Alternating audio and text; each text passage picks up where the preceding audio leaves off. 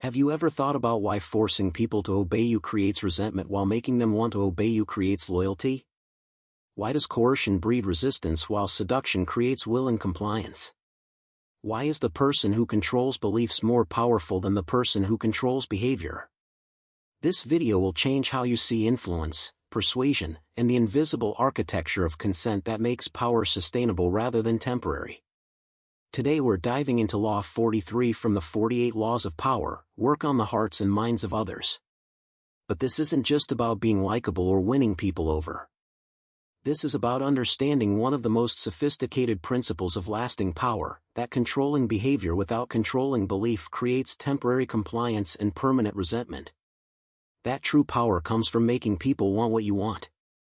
That seduction of the mind is more effective than coercion of the body. Let me tell you a story that will reveal everything. In ancient Athens, two leaders competed for influence over the city. Pericles relied on persuasion, working carefully to convince citizens through speeches and reasoning. He appealed to their aspirations, their pride, their values. He made them feel that his policies served their interests and their glory. His power came from winning hearts and minds rather than forcing compliance.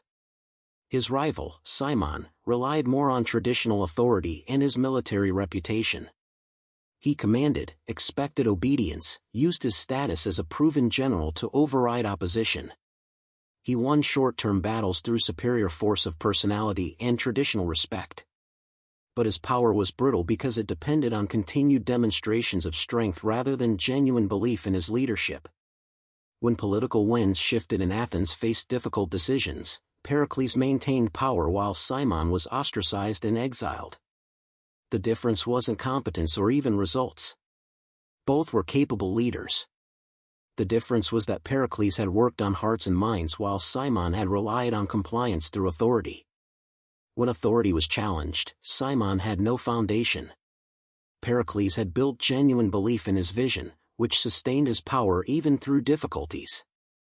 This pattern repeats throughout history with remarkable consistency. Leaders who rule through force, command, and authority maintain power only as long as their strength remains unquestioned. The moment they show weakness or face serious challenge, their power collapses because it was based on fear and compliance rather than genuine support. But leaders who work on hearts and minds, who create genuine belief in their vision and cause, maintain power even through weakness and failure because their followers are committed believers rather than reluctant subjects. The principle is simple but profound: power based on coercion is unstable and temporary. Power based on belief is stable and lasting. Coercion creates compliance that disappears the moment enforcement weakens. Belief creates commitment that survives even when circumstances make defection rational. The person who works on hearts and minds builds power that compounds over time. The person who relies on force builds power that erodes constantly through resistance and resentment. Now let me take you back 2 million years to understand why humans are wired to respond so differently to coercion versus seduction of the mind. Our ancestors lived in groups where cooperation was essential but coercion was costly. If you force someone to cooperate, you must constantly monitor and enforce. They'll defect the moment you're not watching. But if you persuade someone to cooperate willingly, they'll cooperate even when you're absent because cooperation aligns with their beliefs. Natural selection favored individuals who could create genuine cooperation through persuasion rather than temporary compliance through force. The persuaders built stronger, more reliable coalitions. Their allies cooperated even when monitoring was impossible.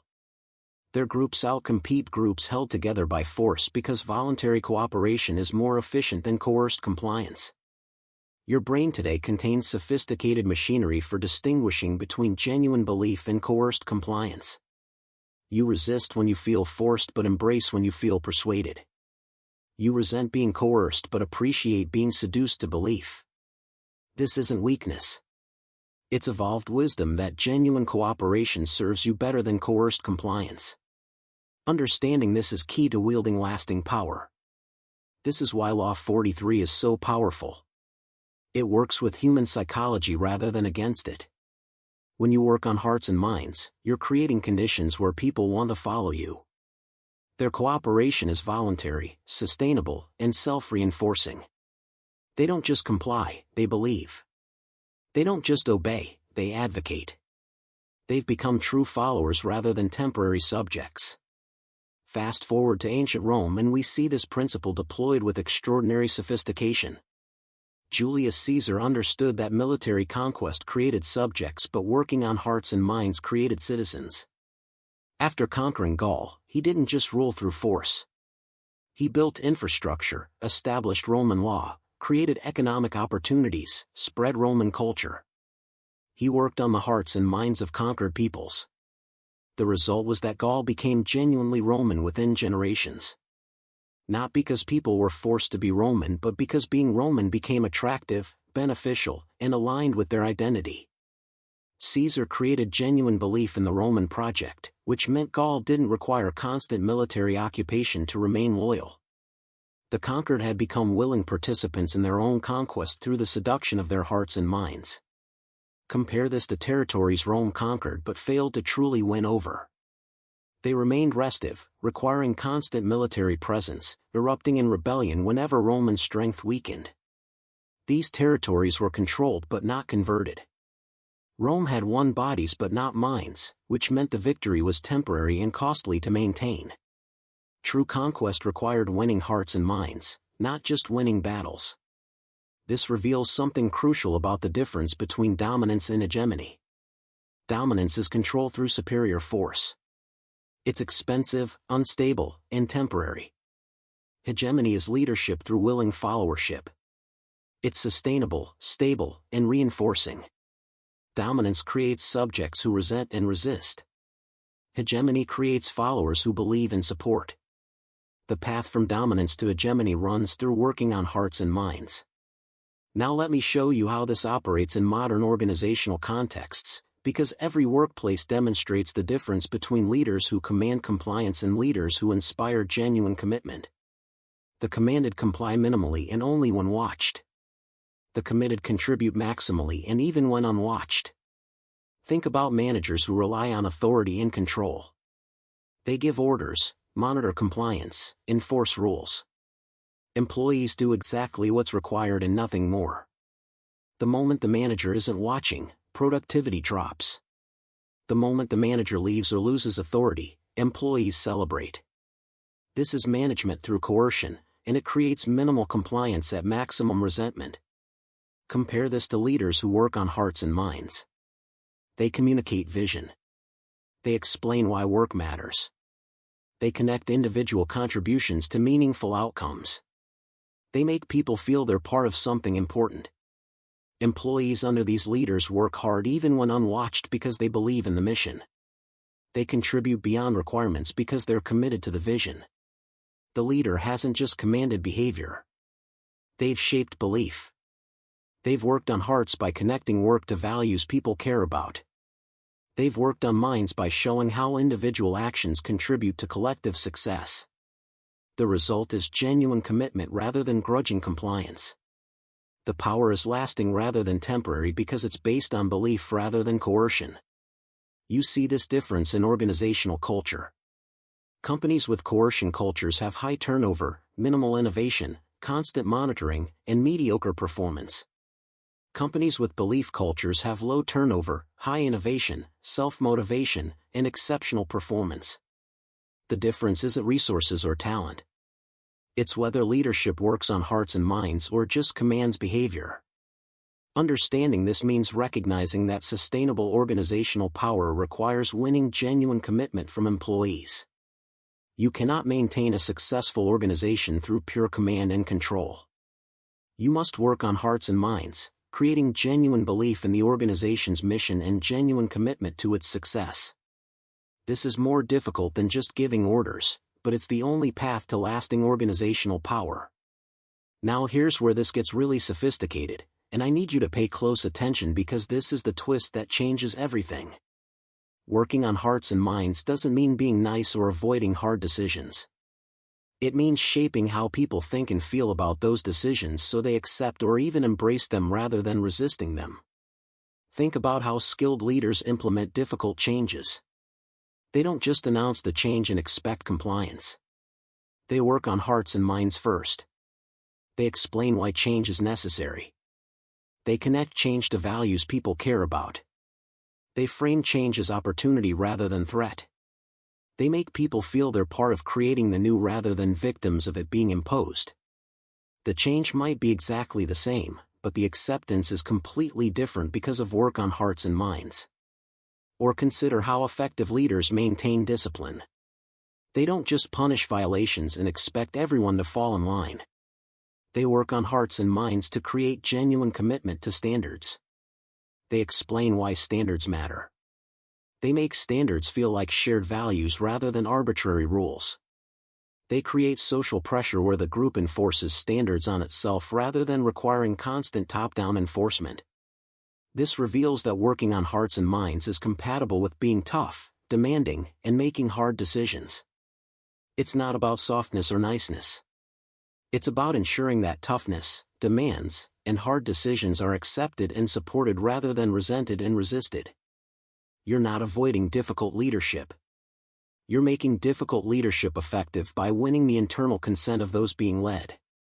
The leader who works on hearts and minds can be more demanding than the leader who just commands, because people will accept more from a leader they believe in than from a leader they just obey. The belief creates willingness to sacrifice, to work harder, to accept difficulty. The mere compliance creates minimum effort and maximum resistance to demands. The path to demanding more from people runs through working on their hearts and minds, not through commanding harder.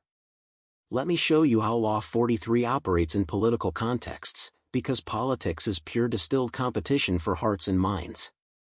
Politicians who win elections through working on hearts and minds build lasting movements. Politicians who win through other means build temporary coalitions that disappear quickly. Think about transformational political leaders versus transactional ones. Transactional leaders offer specific benefits in exchange for support. Vote for me and I'll give you this policy or that benefit. The relationship is purely exchange-based. When the benefits stop or when someone offers better benefits, support disappears. The leader commanded support through transaction but didn't win hearts and minds. Transformational leaders work on hearts and minds directly. They articulate vision that resonates with people's values. They tell stories that make people feel part of something larger. They create identity around the movement, not just interests around the benefits. Supporters become believers who maintain loyalty even when immediate benefits aren't delivered because they've bought into the vision and identity. You see this in which political movements last beyond their founders. Movements built on working hearts and minds continue for generations because believers reproduce the belief in new followers. Movements built on transaction disappear when the founder is gone or when the benefits stop because there's no genuine belief holding it together. The difference is whether the leader worked on hearts and minds or just commanded support through superior offers. This is why propaganda and messaging are so central to politics. They're not just about communicating positions. They're tools for working on hearts and minds, shaping how people think and feel about issues. The politician who controls the narrative controls belief, which is more powerful than controlling any specific policy outcome. Shape belief and policy outcomes follow naturally from that belief. Now let me take you into the specific techniques for working on hearts and minds, because this is a learnable skill set rather than just natural charisma. Understanding these techniques transforms your ability to build lasting influence. First technique, connect to existing values. Don't try to create new values from scratch. Identify what people already care about and connect your message to those existing values. Show how what you want aligns with what they already believe. You're not changing their values, you're showing how your goals serve their values. This creates buy-in because people feel they're acting on their own beliefs rather than adopting yours. Second technique, tell compelling stories. Facts and logic inform the mind, but stories move the heart. Humans think in narratives. We remember stories better than data. We're emotionally moved by characters and plots rather than abstract concepts. Frame your message as story with heroes facing challenges and achieving victories. Make people feel they're part of an unfolding narrative rather than following orders. Third technique, create shared identity. People are loyal to groups they identify with. Build identity around your vision or organization. Create symbols, rituals, language that mark membership. Make people feel they're part of something special and distinctive. The identity becomes self-reinforcing as people commit to it and defend it because it's part of who they are, not just something they're doing. Fourth technique, demonstrate genuine care. People must believe you care about them and their interests, not just using them for your purposes. Show interest in their well-being. Listen to their concerns. Consider their needs and decisions. This isn't manipulation if genuine, and it's ineffective if fake because people detect insincerity. True care creates genuine reciprocal loyalty because people want to support those who support them. Fifth technique, provide meaning and purpose. People crave significance. They want their work and lives to matter. Connect what you're asking them to do to larger purpose and meaning. Show how their contribution makes real difference. Make them feel they're part of something important and lasting. Meaning motivates more powerfully than money or status because it satisfies deeper psychological needs. Sixth technique, embody the values you espouse. People watch whether your actions match your words. If you preach sacrifice but live luxuriously, you've lost hearts and minds. If you demand excellence but accept mediocrity from yourself, no one believes. Embodiment creates credibility that words alone cannot achieve. You must be the change you're asking others to embrace. These techniques aren't manipulation tricks. They're methods for creating genuine alignment between what you want and what others want. You're not fooling people into supporting you. You're building authentic shared purpose that makes support rational and emotionally satisfying. This is why the techniques work sustainably rather than just temporarily. Now let me show you how Law 43 operates in intimate relationships, because working on hearts and minds applies to personal relationships just as much as organizational or political ones. Partners who try to control each other through rules and demands create resentful relationships. Partners who work on each other's hearts and minds create genuine partnership. Think about relationships where one partner tries to control the other's behavior through rules, surveillance, and ultimatums. The controlled partner complies when monitored but resents the control. They look for opportunities to evade surveillance. They follow rules minimally. The relationship is stable only as long as control can be maintained, which is exhausting for both parties. This is relationship through coercion. Compare this to relationships where partners work on each other's hearts and minds. They discuss values and priorities. They explain why certain things matter to them. They work to understand each other's perspectives. They create shared vision of the relationship they want to build together. Partners in these relationships cooperate willingly because cooperation aligns with shared values and vision. The relationship is stable because it's based on genuine alignment rather than coerced compliance.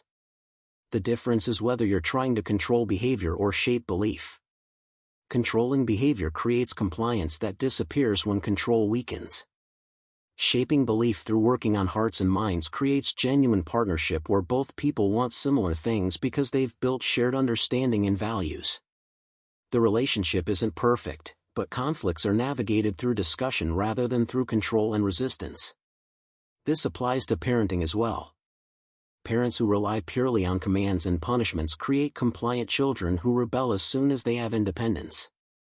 Parents who work on their children's hearts and minds, explaining why rules exist, connecting rules to values, helping children internalize principles rather than just following orders, create children who maintain good judgment even when parents aren't watching because the children have internalized the values rather than just obeying rules. Let me take you into how Law 43 operates in consumer behavior and marketing, because the most successful brands don't just sell products, they work on hearts and minds to create genuine brand loyalty that survives price competition and product failures. Think about brands people love versus brands people buy. Brands people just buy offer good products at competitive prices. When a competitor offers better prices or products, customers switch because there's no emotional connection. The relationship is purely transactional. The brand has won purchases but not hearts and minds. Brands people love have worked on hearts and minds. They've created identity around the brand. They've connected the brand to values people care about. They've made people feel the brand represents who they are or who they aspire to be. These customers stay loyal through price increases and even product failures because the brand relationship is about identity and emotion, not just transaction. Apple is the canonical example. They've worked on hearts and minds to make Apple represent creativity, innovation, and sophisticated taste. People buy Apple products not just for functionality but to express identity. They'll defend Apple against criticism, pay premium prices, and tolerate problems because they've internalized Apple as part of their identity. Apple worked on hearts and minds so effectively that customers became advocates. This is the ultimate expression of Law 43 in commercial contexts. You've won hearts and minds so completely that customers do your marketing for you. They advocate, defend, and recruit new customers because the brand has become part of their identity. You didn't just sell products. You created a belief system that sells itself. The technique works across all marketing contexts. Don't just advertise product features. Work on hearts and minds by connecting products to identity, values, aspiration, and emotion. Make people feel something about the brand, not just know something about the product. The feeling creates loyalty that facts alone cannot achieve. Now let me show you how Law 43 operates in educational contexts, because the difference between teaching that works on hearts and minds and teaching that just transfers information determines whether students become independent thinkers or mere memorizers.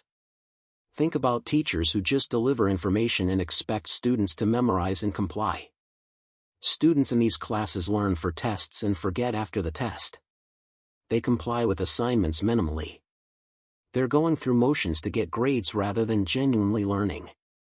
The teacher controlled behavior, getting students to complete assignments, but didn't work on hearts and minds, so no genuine learning or lasting impact occurred. Compare this to teachers who work on hearts and minds. They inspire curiosity about subjects. They connect material to students' interests and lives. They make students feel capable and excited about learning. They create identity as learners rather than just students completing assignments. Students in these classes maintain interest beyond the class, continue learning independently, and develop genuine capability because their hearts and minds were engaged, not just their behavior. The techniques apply universally in education. Connect to students' existing interests and show how subject matter relates to things they care about. Tell compelling stories about the subject that make it come alive rather than just presenting dry facts. Create classroom identity where students feel they're part of a learning community. Show genuine interest in students' understanding and growth. Provide meaning by explaining why the subject matters beyond tests and grades. These techniques don't replace content or rigor. They make content and rigor effective by engaging hearts and minds so students want to learn rather than just comply with learning requirements. The best teachers combine high standards with deep engagement of students' motivation and identity. They don't lower standards to win hearts and minds. They work on hearts and minds to make high standards achievable and desirable. Let me take you into how Law 43 operates in social movements and activism, because movements that work on hearts and minds create lasting change while movements that just create disruption fade when pressure relents. Think about protest movements that focus purely on disrupting and forcing authorities to respond. They might win specific concessions through sustained pressure. But when the protest ends and pressure disappears, authorities often roll back concessions because there was no genuine change in hearts and minds.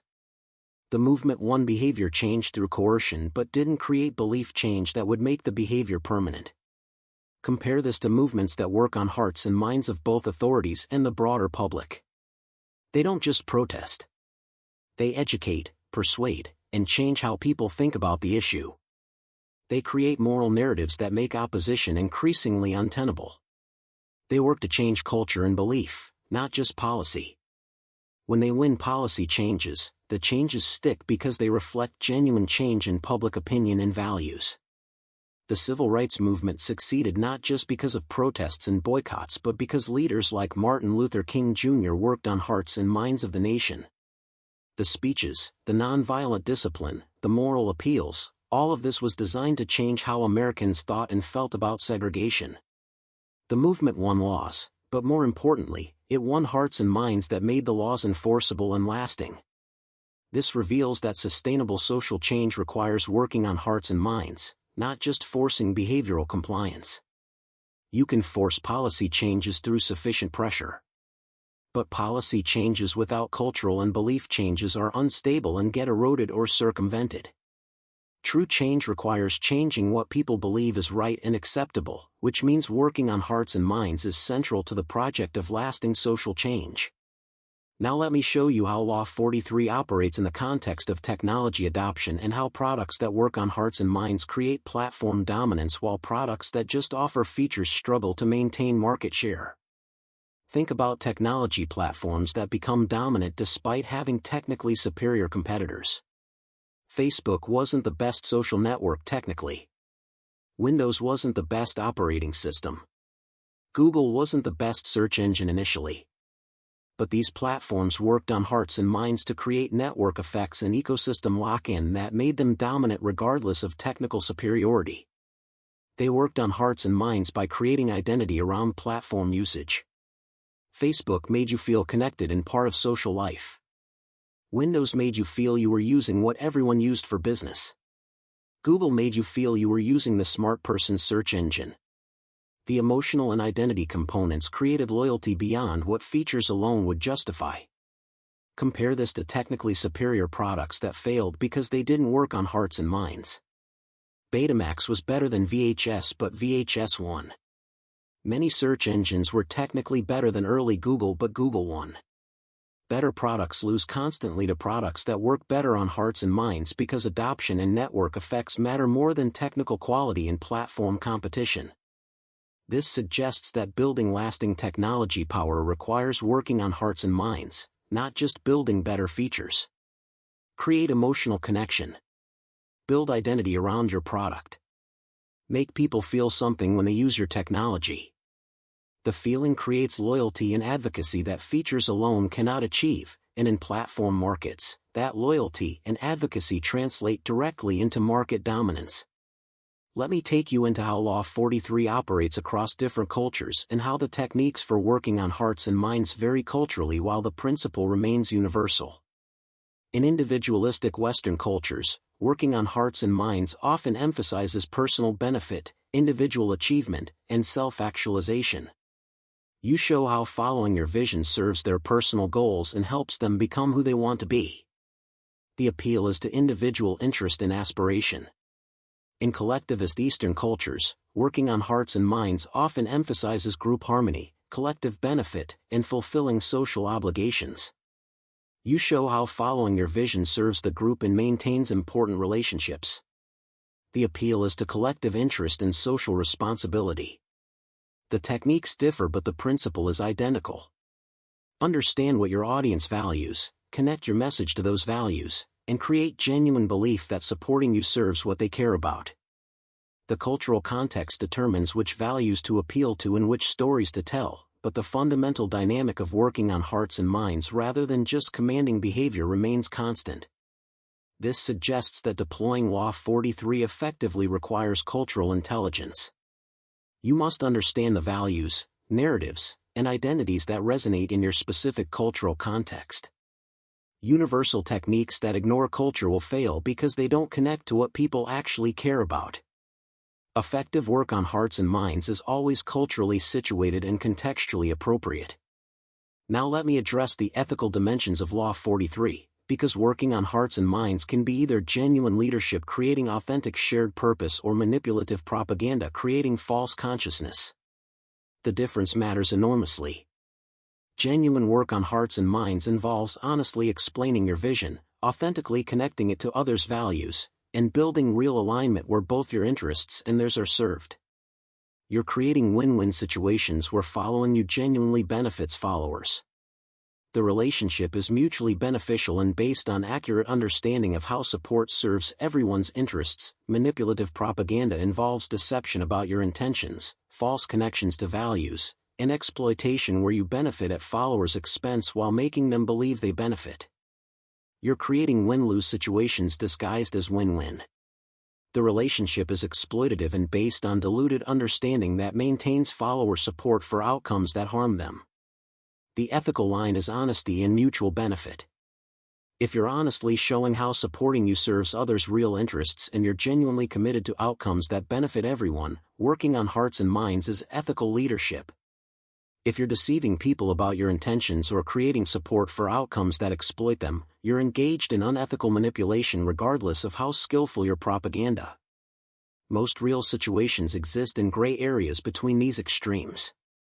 Leaders genuinely believe their vision serves everyone but might be wrong.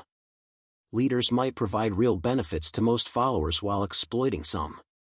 Leaders might honestly connect to values while exaggerating benefits. The ethics are complex, but the principle is that genuine mutual benefit and honest representation are ethical while exploitation and deception are not.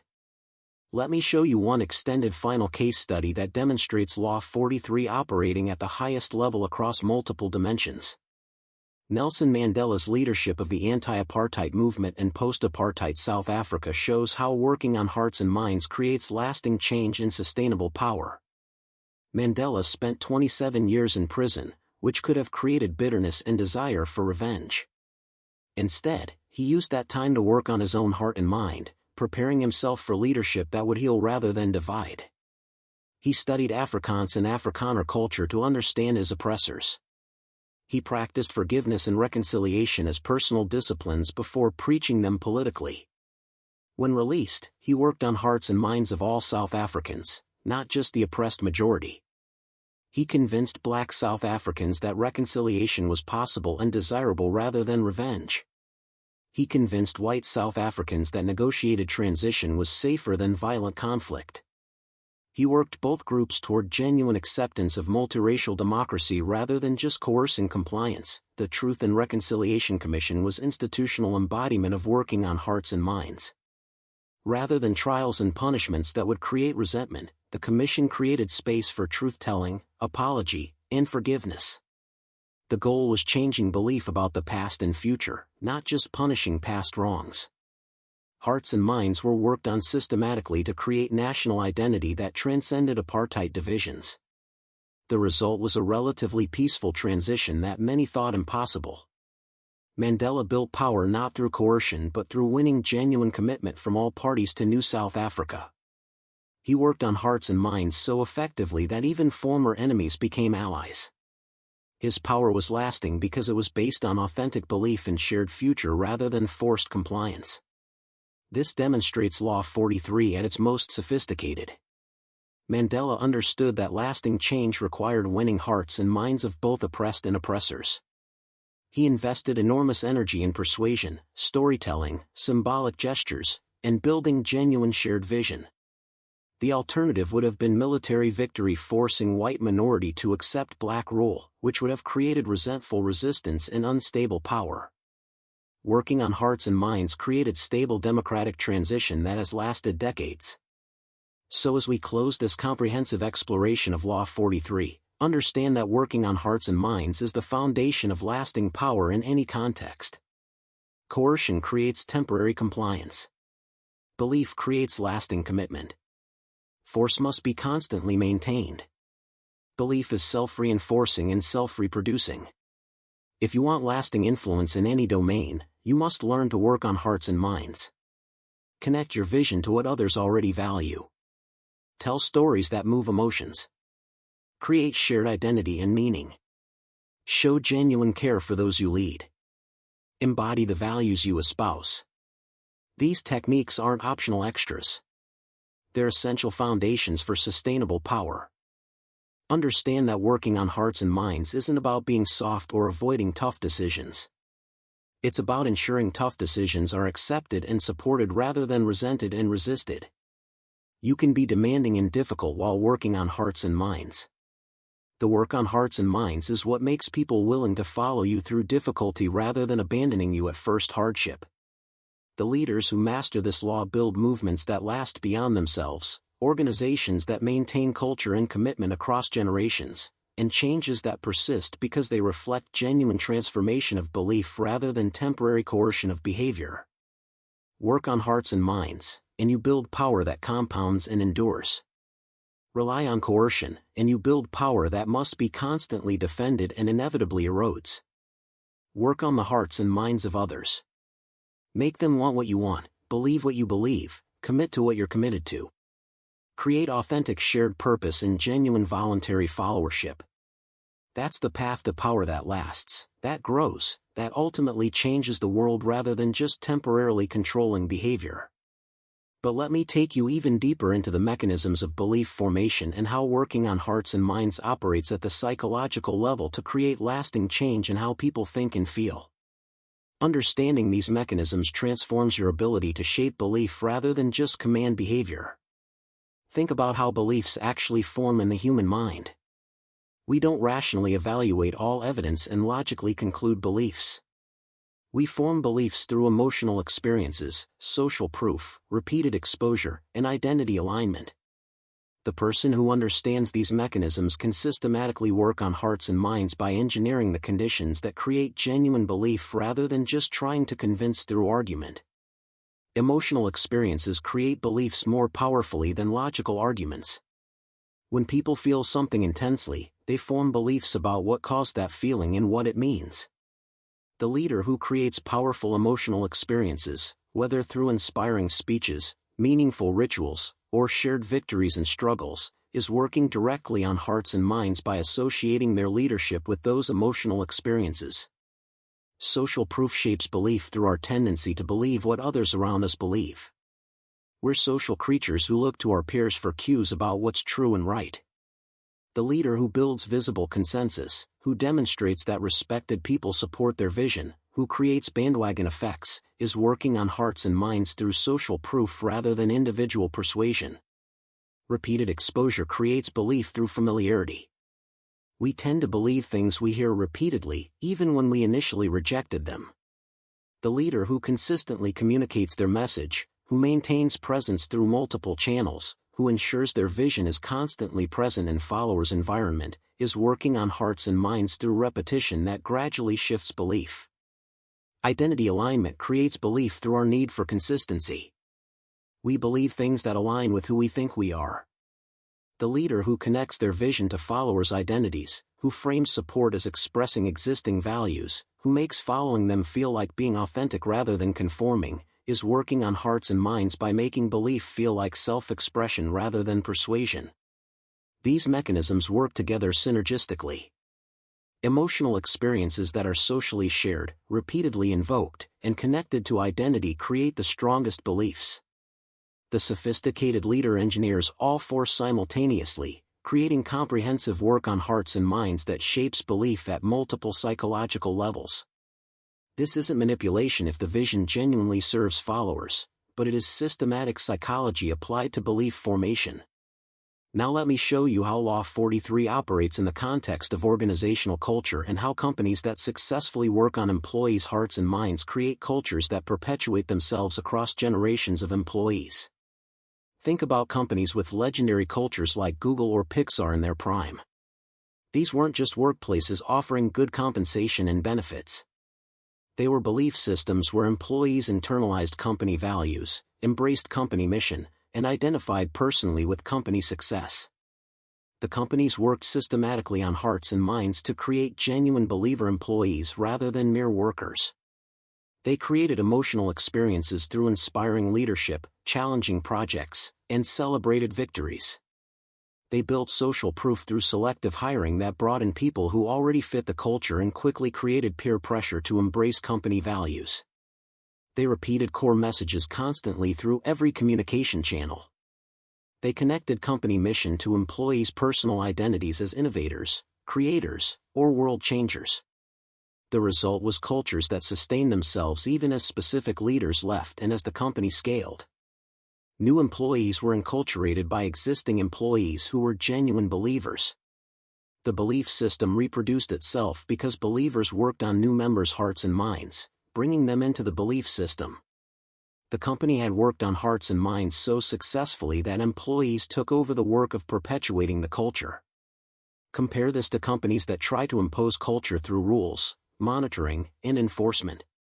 They create compliance theaters where employees perform culture when watched but revert to different behavior when unwatched.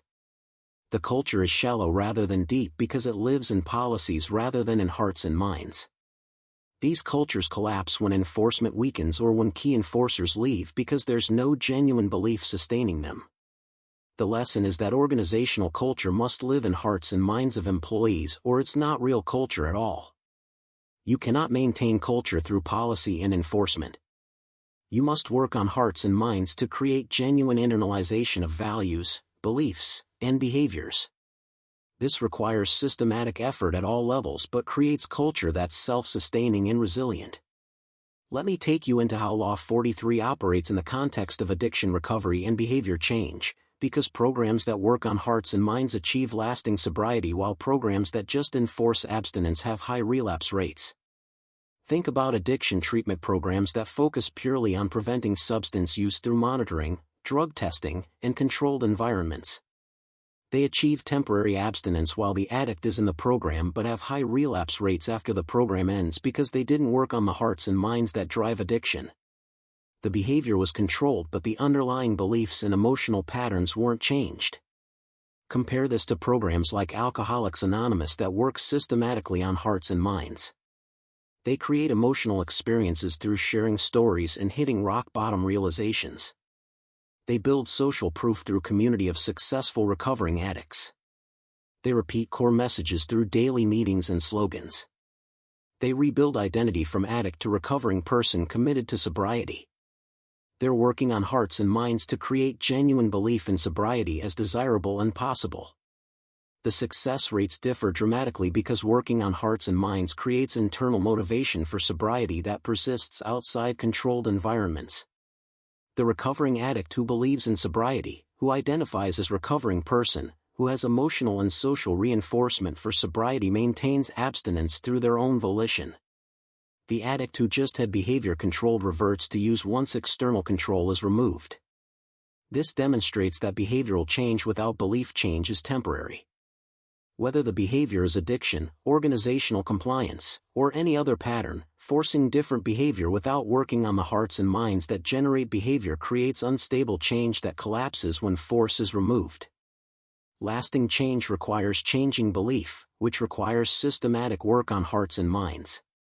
Now let me show you how Law 43 operates in military contexts and how armies that work on soldiers' hearts and minds fight more effectively and maintain cohesion under pressure compared to armies that rely purely on discipline and punishment.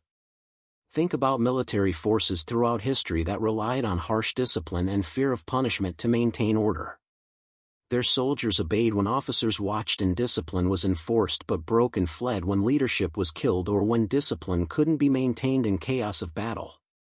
The compliance was coerced rather than genuine, so it disappeared when coercion weakened.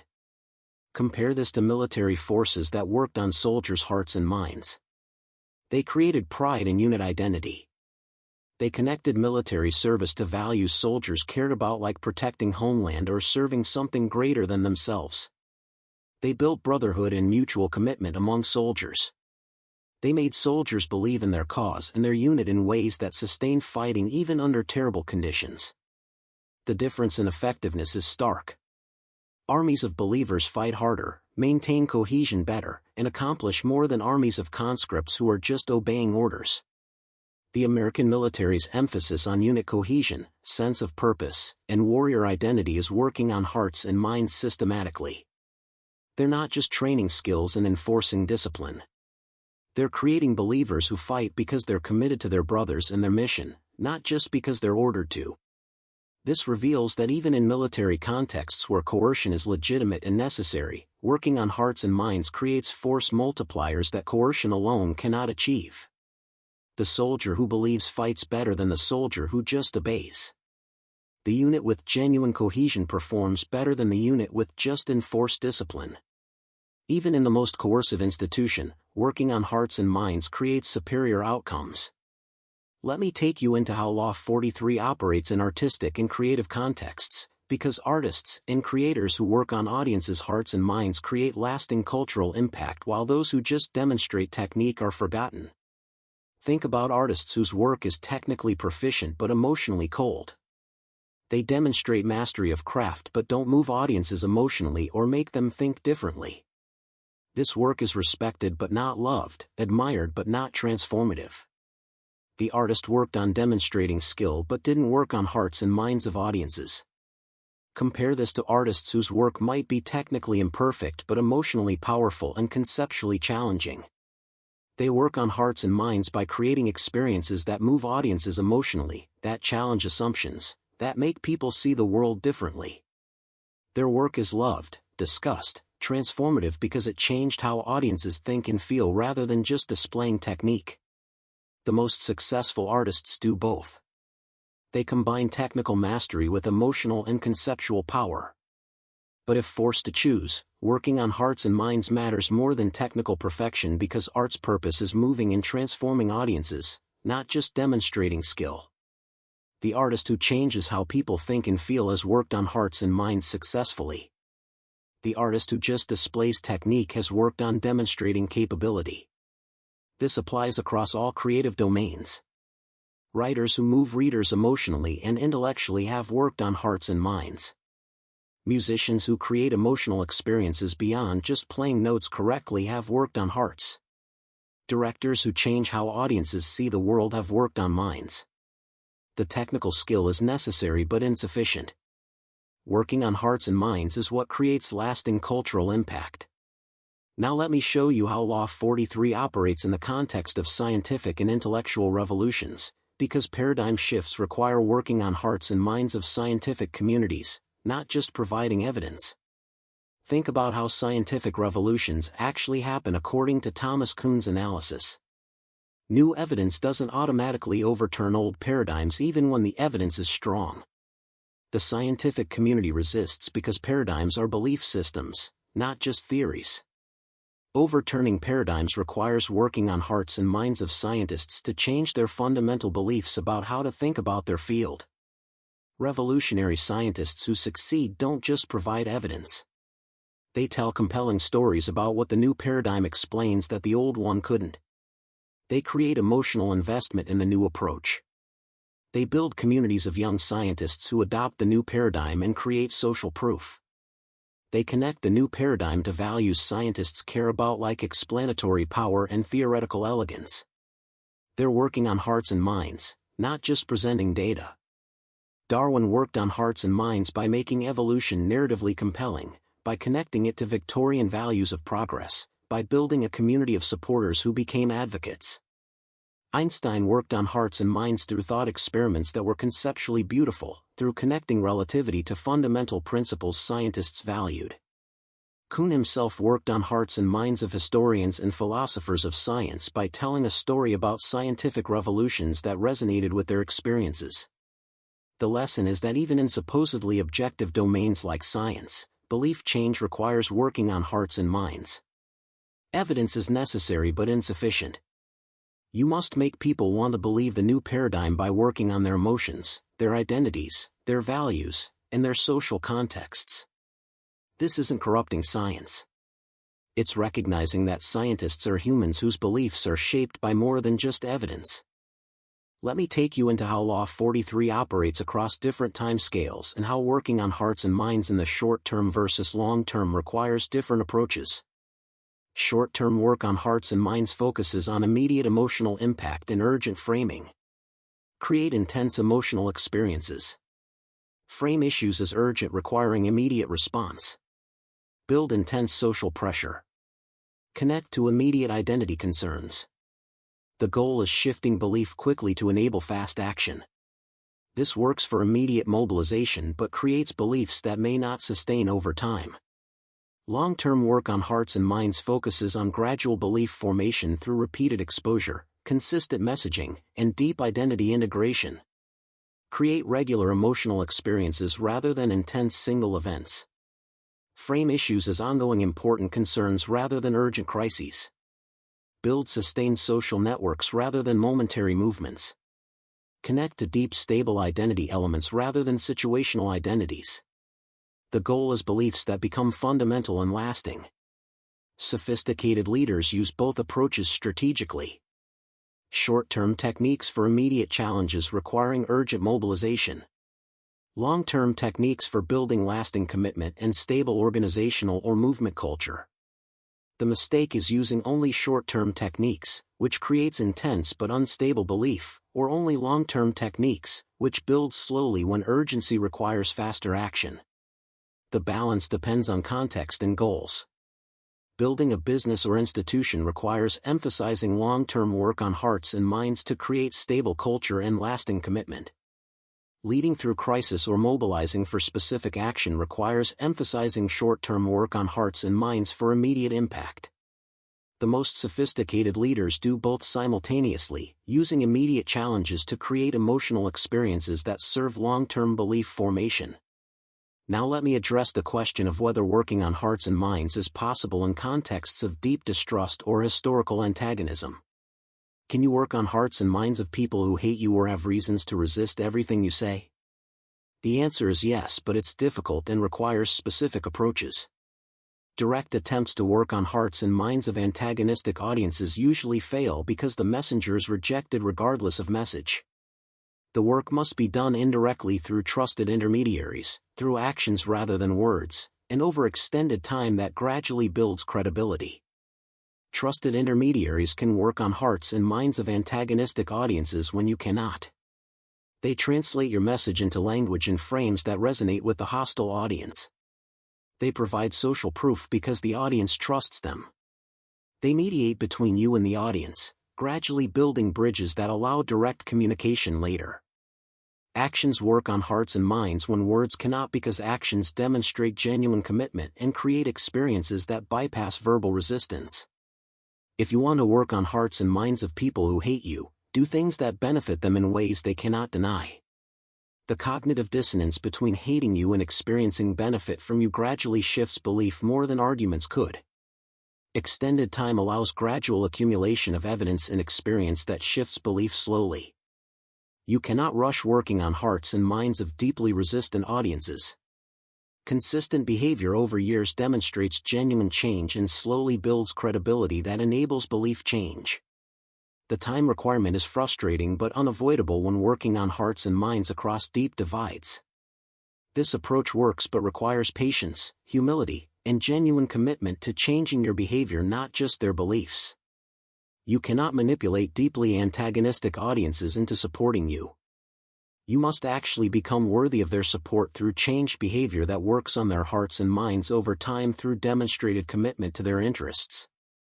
Let me show you one more extended case study that demonstrates Law 43 operating at civilizational scale across centuries. The spread of Christianity demonstrates how working on hearts and minds creates cultural transformation that persists for millennia. Christianity spread not primarily through conquest or force but through working on hearts and minds of converted populations.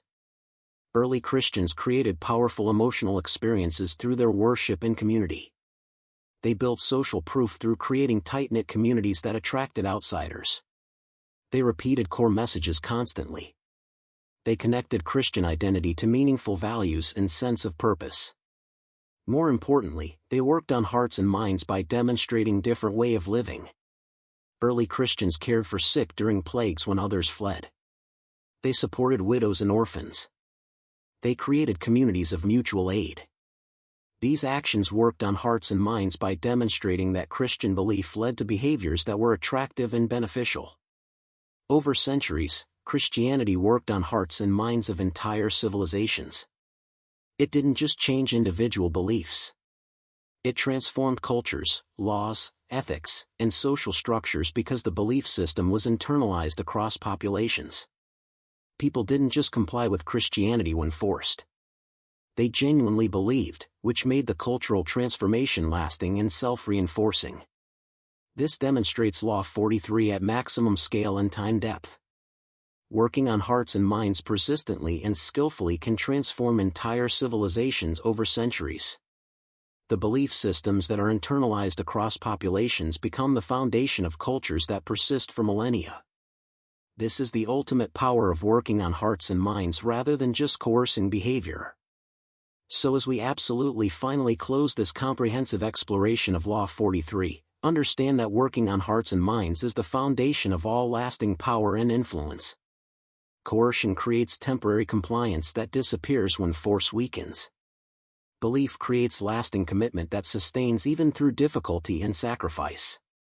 Master the techniques of working on hearts and minds. Create emotional experiences. Build social proof. Repeat core messages. Connect to identity. But more fundamentally, understand that genuine work on hearts and minds requires authentic commitment to vision and genuine care for those you lead. You cannot fake this long-term because people detect insincerity and resist manipulation. The leaders who truly master this law are those who genuinely believe in their vision and genuinely care about their followers. They're not manipulating belief for selfish purposes. They're creating genuine shared purpose that serves everyone involved. This authentic approach to working on hearts and minds creates the most lasting and powerful influence because it builds real rather than false consciousness. Work on the hearts and minds of others. Make them believers, not just followers. Create commitment, not just compliance. Build movements that last because they live in hearts and minds, not organizations that collapse when coercion weakens. That's the complete wisdom of Law 43. That's everything.